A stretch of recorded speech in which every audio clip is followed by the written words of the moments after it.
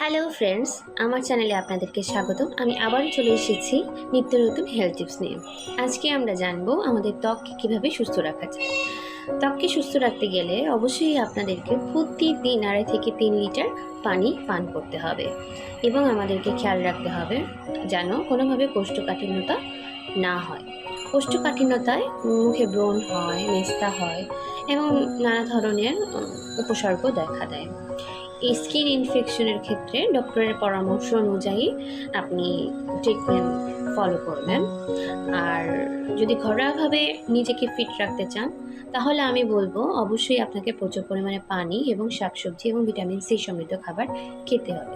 তার সাথে আছে মাছ, মাংস, ডিম, দুধ, ডাল এবং অন্যান্য মিনারেলস এবং আয়োডিন সমৃদ্ধ খাবার।